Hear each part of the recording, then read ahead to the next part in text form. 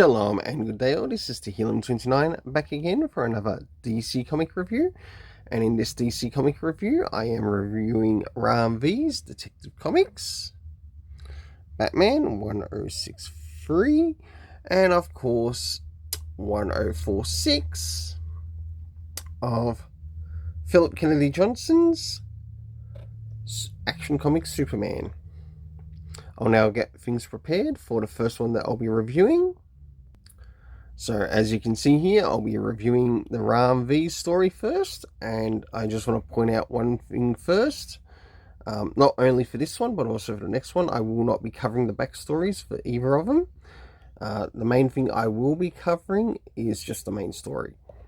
So let's have a look around the beginning, middle, and end in regards to the art, as well as some of the things that are happening story-wise for this first.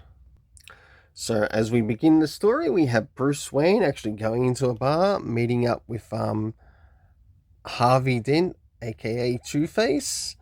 And as we can see here, we see Two-Face actually wearing somewhat a type of mask. And it really captures the attention here of how this is done in the story. And whilst this is happening in the bar, we've got a singer in the background. Bruce has a bit of a talk, and then we finally move towards the end, which we actually get to see Two-Face with somewhat a new coin that's being used here.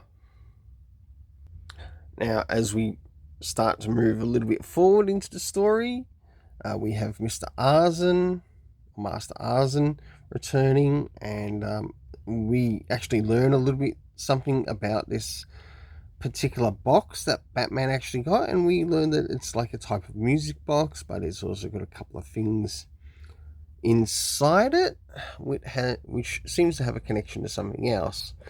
Of course, we see Batman getting back on the scene here whilst things are happening in the background,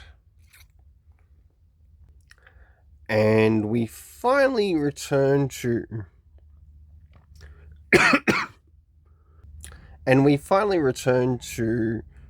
the character of Two-Face once again, to which, whilst things are happening here, he ends up getting into a bit of trouble of his own, and I'm wondering if what is actually happening to Two-Face here is going to be what happened in the first issue, what happened in relation to this series, to which we had Talia.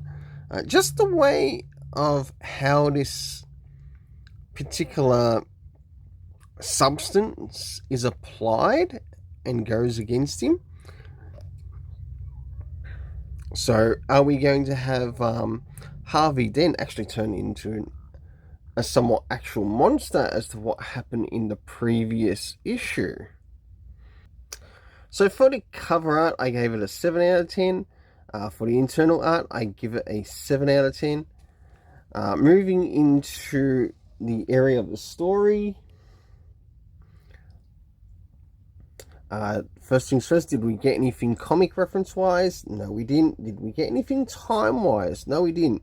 No, it wouldn't have hurt to have included it, because it would be nice to know what time Bruce Wayne went into that bar to talk to Harvey Dent. Of course, we end up jumping to the next area, being the location, to which we went to, of course, things happening in Gotham, and of course, we had the Orcam Royal ship, the Sunskipper. Last but not least, the cast of characters. We had Harvey Dent, Two-Face, Bruce Wayne, Batman, Arzen, Shayhead, Martin, Gale, and Gale. And I can't quite make out his surname there as to how I wrote it down. So the overall story rating I gave for this was a 7 out of 10. I definitely look forward to see how things are going to go with the next issue. Hopefully it will pick up a little bit more, but we'll see what happens. Now it's time to move on to Action Comics Superman. So we finally move into jumping into Action Comics, to which in Action Comics we are dealing with Superman And of course, no doubt, with how things are being done art-wise, especially on the covers, I do actually like the variant over the regular. But the regular actually looks like it's taking some things in relation to the backstory, which again won't be reviewed. So first things first, do these covers in any way, shape or form connect to something that's happening inside of the story? Sure enough they do, to which I give the first one a 7 out of 10 and the second one a 9 out of 10. Like Superman being super, yeah, it's worth a 9. Alright, now I'll use the variant cover to show some of the internal art around the beginning, middle, and end in relation to the story.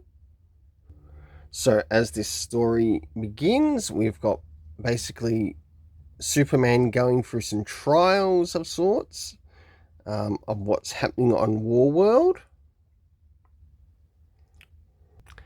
And as things advance, he ends up finding a bit of a door of sorts. And he ends up going against this particular adversary of sorts. But will it be an adversary, or will it be a friend, or will it be a foe? We'll soon find out.